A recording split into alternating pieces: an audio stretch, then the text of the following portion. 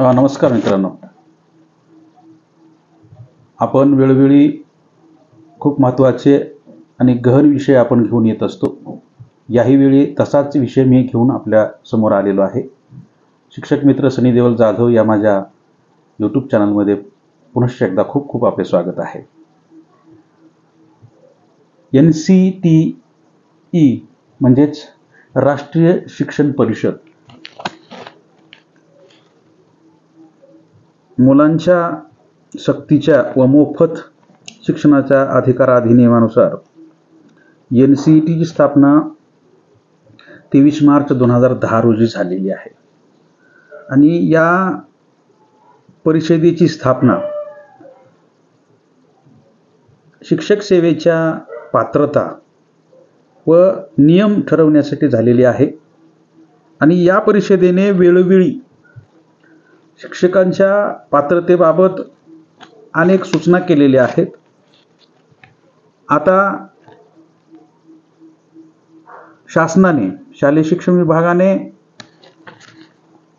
25 October 2023 रोजी पदवीधर प्रशिक्षक शिक्षकांच्या वेतनोत्तीबाबत एक पत्र काढलेलं आहे. आणि त्या पत्रात सांगितलेलं आहे की ज्या शिक्षकांची नियुक्ती 13 फेब्रुवारी 2013 पूर्वीची असल्या सदरची वेतनोत्ती देताना शिक्षक पात्रता परीक्षा म्हणजे स्टेट, त्याला टीचर इलिजिबिलिटी टेस्ट म्हणतात, जी अट शिथिल करण्याबाबतची आपली धारणा पक्की करण्यात येत आहे. शिक्षण संचालक साहेबांनी पत्र लिहिलेलं होतं 6 ऑक्टोबर 2023ला. त्या पत्राला प्रतिसाद म्हणून शासनाचे कक्षा अधिकारी शालेय शिक्षण विभागाचे त्यांना प्रतिसाद म्हणून हे पत्र दिलेलं आहे 25 ऑक्टोबर 2023 रोजी. आणि या पत्रानुसार ज्या थांबलेल्या राज्यातील दर्जावाढी होत्या, विज्ञान विषय शिक्षक दर्जावाढ असेल, भाषा असेल किंवा सामाजिकशास्त्र असेल, त्या दर्जावाढी पुनश्च एकदा सुरू झाल्या. जी गोंधळाची परिस्थिती निर्माण झालेली होती की शिक्षकांना दर्जावाढ देताना TET आवश्यक आहे किंवा नाही, हे पत्र निघाल्यानंतर राज्यातील अनेक तरुण मित्रांनी ज्यांनी टेट दिलेली आहे आणि आता नोकरीच्या प्रतीक्षेत आहेत, अशा तरुणांनी काय केलेलं होतं, आता त्यांचा तरुणांनीच असा उल्लेख मी करणार आहे आता इथून पुढे. त्यांनी NCTकडे या पत्रावर आक्षेप घेतला आणि जवळजवळ 50 तक्रारी त्यांनी NCTकडे म्हणजे राष्ट्रीय शिक्षण परिषदेकडे केल्या. आणि त्या 50 तक्रारींना उत्तर म्हणून NCTने 9 नोव्हेंबर 2023 म्हणजे आठवड्याभरापूर्वी उत्तर दिले त्या तक्रारींना. ते उत्तर मी वाचून दाखवतो. पहा त्या उत्तरमध्ये काय म्हटलेलं आहे, म्हणजे जे तक्रारकर्ते आहेत त्यांना उद्देशून ते पत्र आहे. Sir madam, with the reference to grievance, it is to inform that NCT has already furnished clarification regarding requirement of teacher eligibility test for promotion to the next level of the teachers appointed prior to the NCT notification dated 23rd August 2010, wide its letter number something something dated 11 September 2023. याचा अर्थ असा की शिक्षकांना वरच्या स्तरावर पदोन्नती देत असताना जी गरज आहे, रिक्वायरमेंट आहे कशाची, TETची, याबाबत सुसज्ज असं आम्ही विश्लेषण, वर्णन, स्पष्टीकरण दिलेलं आहे असं ते म्हणतात. आणि मद्रास उच्च न्यायालय मध्ये जी केस चालू होती या संदर्भात, त्या केसमध्ये NCTनं त्या ठिकाणी एका संघटनेला पत्र दिलेलं होतं. त्या पत्रामध्ये सुद्धा त्यांनी काही गोष्टीचा उल्लेख केलेला आहे. ते पत्र अंडर सेक्रेटरीने लिहिलेलं होतं NCTच्या. ते पत्र सुद्धा त्यांनी त्या तक्रारकर्त्यांना सोबत जोडून दिलेलं आहे की काय बाजू न्यायालयामध्ये मांडलेली आहे. आणि त्यानंतर हे जे पत्र आहे NCTचं 9 नोव्हेंबर 2023चं, त्या पत्रासंदर्भात आणखी एक पत्र काल म्हणजे 16 नोव्हेंबर 2023 रोजी आणखी तक्रारकर्त्यांना दिलेलं आहे. थोडंसं त्याच्यामध्ये सुधारणा केली त्या पत्रामध्ये. आणि ते पत्र 16 नोव्हेंबरला दिलेलं आहे. एक त्याच्यामध्ये तारखेबाबत चूक झालेली होती, ते तारखेच्या सुधारणाबाबतचं ते पत्र आहे, म्हणजे कालचं पत्र आहे ते. आणि त्याच्यामध्ये आणखी एक पत्र त्याने पॅराग्राफ वाढवलेला आहे की काय वाढवलंय बघा. Further the clarification furnished by the NCET vide letter number NCET something something 11th September 2023 to the state of Tamil Nadu shall be uniformly applicable in all similar cases regarding requirement of teacher eligibility test, that means TET, for promotion to the next level for the teachers appointed prior to the NCET notification dated 23rd August 2010. म्हणजे 23 August 2010च्या अगोदर जे शिक्षक नोकरीला लागलेले आहेत त्यांच्यासाठी लागणारी teacher eligibility taste बाबतची सर्व मार्गदर्शने NCETने केलेली ही तामिळनाडू प्रमाणे सर्व राज्यामध्ये लागू असतील, अशा प्रकारचा पॅरा त्याने त्याच्यामध्ये ऍड केलेला आहे. आता हे जे तरुण आहेत ज्यांनी NCETकडे तक्रारी सादर केलेली आहेत त्यांची अशी धारणा आहे की टू द नेक्स्ट लेवल, म्हणजे शिक्षकांना वरच्या लेवलला जायचं असेल, प्रमोशनला जायचं असेल तर त्यांना TET आवश्यकच आहे. आता जेव्हा आम्ही पाठपुरावा करत होतो की विज्ञान विषय शिक्षक दर्जावाढ किंवा भाषा विषय शिक्षक दर्जावाढ, सामाजिक शास्त्र दर्जावाढ करण्याबाबतची कारवाई थांबलेली आहे तोंडी सुचण्यामुळे वरिष्ठ अधिकाऱ्यांच्या की TET लागू आवश्यकच आहे, त्यावेळेस या सर्व डॉक्युमेंट जनहित याचिकेचा अंतरिम निकाल इंटरिम ऑर्डर सुद्धा आम्ही त्या ठिकाणी सादर केली, पाहिली, वाचली. त्याच्यानंतर आम्ही 1979 पासूनचे आजपर्यंतचे कागदपत्र आम्ही त्या ठिकाणी पदवीधर किंवा विशेष शिक्षक दर्जावाढी संदर्भात त्या ठिकाणी सादर केलेली आहेत. तर ज्या काही नोटिफिकेशन्स वारंवार केंद्र शासनाने, म्हणजे त्याला आपण राजपत्र म्हणतो, अधिसूचना, त्या अधिसूचना ज्या निर्गमित झाल्या, प्रसिद्ध झाल्या, त्याचा पूर्ण अभ्यास केल्यानंतरच या कालच्या पत्राचा त्या ठिकाणी अर्थ होऊ शकतो. कसं असतं, एखाद्या 4 ओळीच फक्त कॉन्सन्ट्रेट केल्यानंतर किंवा त्यांच्यावरच लक्ष दिल्यानंतर त्याचा अर्थ वेगळा निघू शकतो. त्यांच्या अगोदरच्या ओळी, अगोदरचे कागदपत्र, अगोदरच्या अधिसूचना, नंतरचे कागदपत्र, त्याच्यात काय अमेंडमेंट झालेत का वगैरे वगैरे हे सगळं पाहावं लागतं आणि त्यानंतरच त्या ठिकाणी निर्णयावर यावं लागतं. कसं असतं, शासनाचे कोणतेही कागदपत्र, शासन निर्णय असू द्या, ते निर्गमित झाले की त्या ठिकाणी मला त्याच्यातून कसा लाभ होऊ शकतो अशा अर्थानंच ते वाचलं जातं आणि पाहिलं जातं. तर आता माझ्याकडे मी अनेक अधिसूचना वाचल्या, नोटिफिकेशन्स वाचले, राजपत्र वाचले. जे पत्र काल 16 नोव्हेंबरला आलं आणि त्याच्या अगोदर 9 नोव्हेंबर आलं, त्याचा काय परिणाम होऊ शकतो, दर्जावाढी होतील का नाही, ज्या सुरू झाल्यात काही ठिकाणी प्रक्रिया त्या पूर्ण होतील का, त्याच्यावर काही अडथळा येईल का वगैरे वगैरे. तर सर्वांना मी सांगू इच्छितो की या जे काही कागदपत्र NCETने निर्गमित केलेले आहेत, केंद्र सरकारने निर्गमित केलेले आहेत अधिसूचना, त्या सर्वांचा अभ्यास करूनच जवळजवळ 15 ते 20 वर्ष दररोज किंवा 1-2 दिवसाचा गॅप सुद्धा पडला असेल, पण याच्यावर खूप खूप खूप खूप डिस्कशन्स झालेले आहेत. त्याच्यानंतरचं ते पत्र आलेलं आहे कक्षा अधिकाऱ्यांचं, जे की आता मी वाचून दाखवलं की ज्या पत्रामुळं सुरू झाल्या दर्जावाढी. तर ठीक आहे, आपण पाहूया.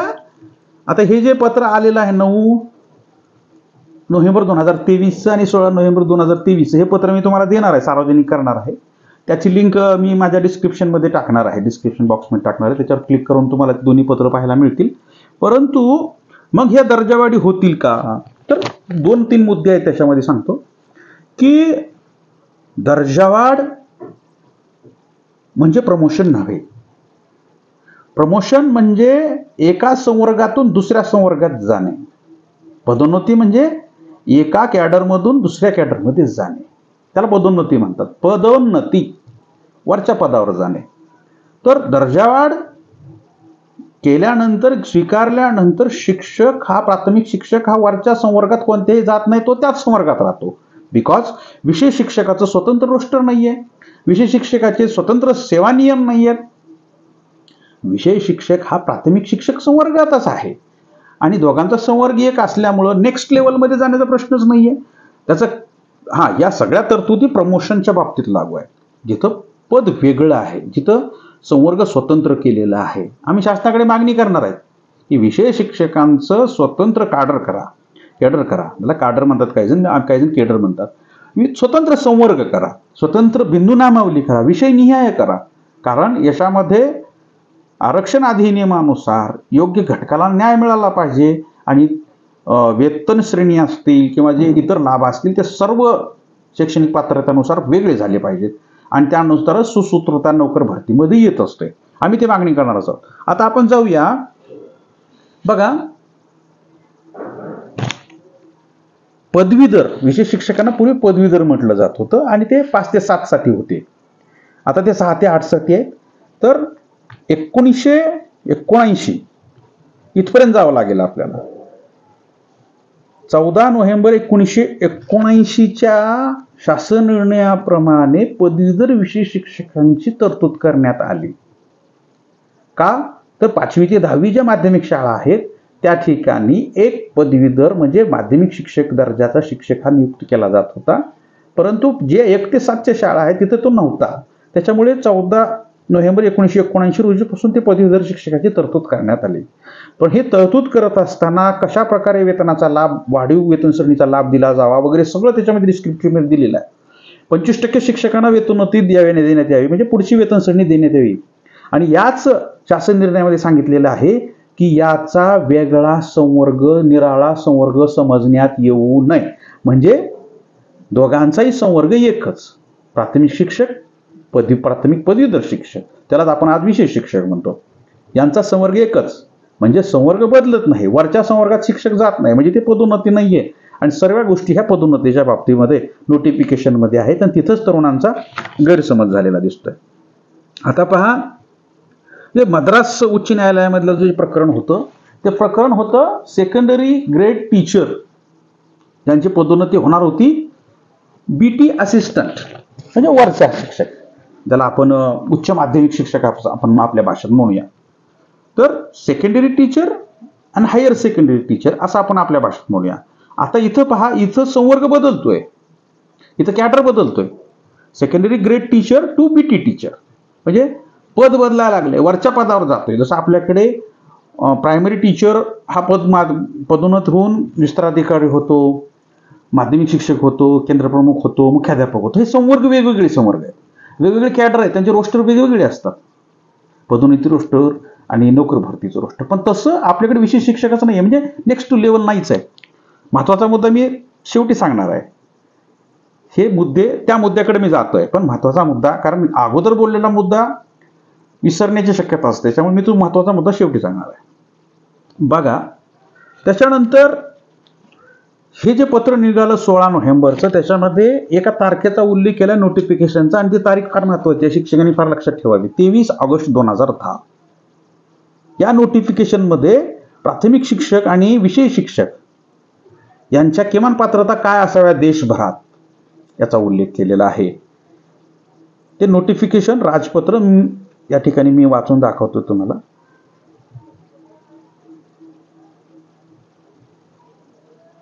भारत का राजपत्र हिंदीत आहे ते.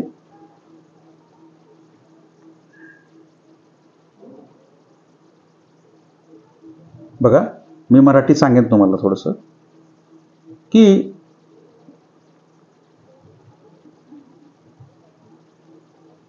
कक्षा म्हणजे वर्ग 1ली ते 5वी साठी D.Ed आवश्यक आहे. न्यूनतम 50% अंकों के साथ उच्च स्तर माध्यमिक या इसके समकक्ष एवं प्राथमिक शिक्षा शास्त्र में द्वितीय वर्ष डिप्लोमा जिसका नाम से भी जाना जाता है, म्हणजे 2 वर्षाचा डिप्लोमा म्हणजे D.Ed असावं आणि त्याच्यानंतर TET असावी. त्याच्यानंतर 6वी ते 8वीच्या शिक्षकांसाठी नियुक्तीबाबतचे हे पात्रता आहेत, किमान पात्रता. तिथं B.Ed असलं पाहिजे, BSc B.Ed असलं पाहिजे, TET असली पाहिजे, विषयानुसार क्वालिफिकेशन त्या ठिकाणी बदलतं. अशा प्रकारची किमान पात्रता निश्चित करण्यात आलेली आहे. आता पहा, 23/8/10 मधील म्हणजे याच अधिसूचनेमधील 4था क्रमांकाचा जो मुद्दा आहे, हे झालं किमान पत्र. त्याच राजपत्रामध्ये जो 4था मुद्दा आहे तो मुद्दा मी वाचून दाखवतो. इस अधिसूचना की तिथी से पहिले नियुक्त अध्यापक, म्हणजे या नोटिफिकेशनच्या अगोदर शिक्षक म्हणून लागलेले जे शिक्षक आहेत त्यांच्याबाबत, इस अधिसूचना की तिथि से पूर्व कक्षा 1 से 8 के लिए नियुक्त निम्नलिखित श्रेणी के अध्यापकों को उपरयुक्त पैरा 1 में निर्धारित न्यूनतम योग्यता हासिल करने की आवश्यकता नहीं है।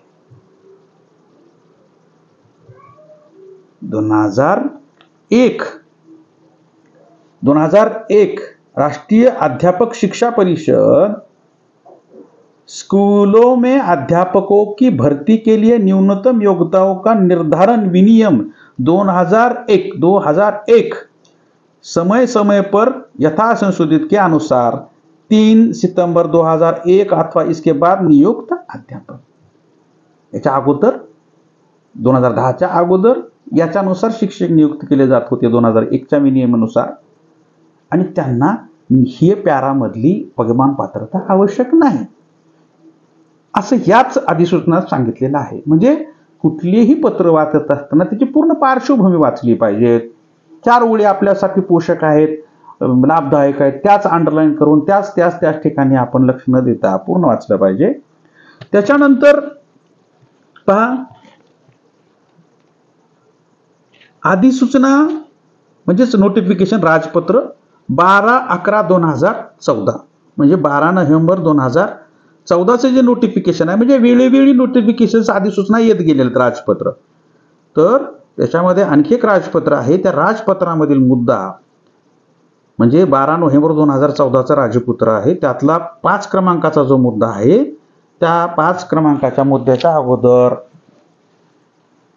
याही अधिसूचनेमध्ये प्राथमिक शिक्षक असतील 1 ते 4 आणि 1 ते 5 आणि 6 ते 8 याच्यासाठी सुद्धा त्या ठिकाणी किमान पात्रता दिली। पण 5व्या क्रमांकाचा मुद्दा काय आहे ते वाचून दाखवतो मी थोडक्यात।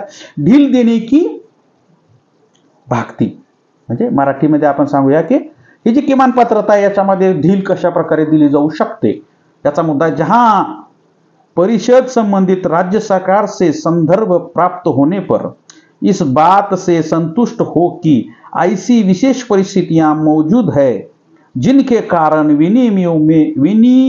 विनियमों के कतिपय प्रावधानों में ढील दिए जाने की जरूरत है, तो वह ऐसे प्रावधान में ऐसी सीमा समय अवधि के लिए तथा ऐसी शर्तों और सीमाओं के अधीन जो वह जरूरी समझे एक उचित और न्याय संगत तरीके से ढील दे सकती है। राज्य शासनाला याच्यामध्ये काही परिस्थितीमध्ये ढील देता येऊ शकते असा याचा अर्थ निघतो। राज्य सरकार से संदर्भ प्राप्त होने पर इस बात से संतुष्ट हो कि ऐसी विशेष परिस्थितियां मौजूद है जिनके कारण विनियमों में के कतिपय प्रावधानों में ढील दिए जाने की जरूरत है, तो वह ऐसे प्रावधान में ऐसी सीमा तक ऐसी समय अवधि के लिए तथा ऐसी शर्तों और सीमाओं के अध्याधीन जो वह जरूरी समझे एक उचित और न्याय संगत तरीके से ढील दे सकती है। म्हणजे शासनाला जर एखादी परिस्थिती समोर आली असेल राज्य शासनाला तर त्याच्यानुसार याच्यामध्ये ढील दिली जाऊ शकते, लेकिन शर्त यह है कि स्तर 3 के अध्यापकों कक्षा 1 से 8 की नियुक्ति के लिए पहली अनुसूची में यथा निर्दिष्ट न्यूनतम अर्हताओं के संबंध में विनियमों के अधीन कोई ढील नहीं दी जाएगी, लेकिन नियुक्ति के लिए ढील नहीं दी जाएगी। नियुक्ति के लिए ढील नहीं दी जाएगी, रिक्रुटमेंट मध्ये ढील दिली जाणार नाही। आता आपण शेवटाकडे येऊया। 23/8/10 मधील 4था मुद्दा आपण या ठिकाणी पाहणं फार गरजेचं आहे। आपण आता शेवट घेतोय। 23/8/10 मधला 4 क्रमांकाचा मुद्दा जो असायचा आहे, इस अधीन सूचना की तिथि से पहले नियुक्त अध्यापक इस अधिसूचना की तिथि से पूर्व कक्षा 1 से 8 के लिए नियुक्त निम्नलिखित श्रेणी के अध्यापकों को उपर्युक्त पैरा क्रमांक 1 में निर्धारित न्यूनतम योग्यता हासिल करने की आवश्यकता नहीं है। आता आमची धारणा आहे की ह्या सर्व गोष्टीचा अभ्यास करूनच संचालक साहेबांनी ऑक्टोबरमधलं पत्र काढून त्या ठिकाणी हिरवा कंदील दाखवलेला आहे. कक्षा अधिकाऱ्यांनी शालेय शिक्षण विभागाचे जे पत्र काढलं होतं 25 ऑक्टोबर 2023, त्या पत्रानुसार दर्जावाढीला काही अडचण येणार नाही. कारण ह्या सर्व गोष्टी पाहिलेल्या आहेत, आम्ही डिस्कशन केलेलं आहे आणि त्यांनी स्वतः अभ्यास करूनच हे पत्र काढलेलं आहे की जो 2010 पूर्वी नियुक्त शिक्षक आहे त्याला TETची आवश्यकता नाही आणि राज्य शासनाला अशा परिस्थितीमध्ये काही ढील देण्याचे अधिकार आहेत. आणि तिसरी गोष्ट म्हणजे प्राथमिक शिक्षक आणि विशेष शिक्षक यांचा संवर्ग एकच आहे, त्यामुळं नेक्स्ट लेवलला जाऊ शकत नाही. ते पदोन्नती नाही आहे, पदोन्नती संवर्ग बदलत नाही. त्याच्यामुळं या ठिकाणी दर्जावाढी ज्या सुरू झालेल्या आहेत किंवा सुरू करणार आहेत त्यानुसार दर्जावाढी पूर्ण होतील अशी आमची धारणा आहे. आणि विज्ञान विषय शिक्षक पदे मोठ्या प्रमाणात शिक्षक शिल्लक आहेत महाराष्ट्रामध्ये आणि जे पात्र तरुण आहेत त्यांना सर्वांना नोकरी मिळेल अशी आमची धारणा आहे. आणि त्याचबरोबर या पदावर जर दर्जोन्नती जर झाल्या तर त्या ठिकाणी आंतरजिल्हा बदलीने येणाऱ्या शिक्षकांना सुद्धा पुरेशा जागा मिळतील. हाच आमचा या ठिकाणी थोडासा स्वार्थ आहे. तर सर्वांना ही चर्चा थोडीशी आवडली असेल तर कृपया माझे चॅनल सबस्क्राईब करावे आणि शेअर करावे. कारण एखादा व्हिडिओ एखाद्या विषयावर करायचा असेल तर त्याला 2 तास अभ्यास करावा लागतो. आणि या ज्या काही 2 पत्र आहेत आज ह्या महिन्यामध्ये निघाले ते पत्रांच्या लिंक मी माझ्या डिस्क्रिप्शनमध्ये देणार आहे. त्या लिंकवर क्लिक करून तुम्ही ते दोन्ही पत्र मिळवू शकता. धन्यवाद.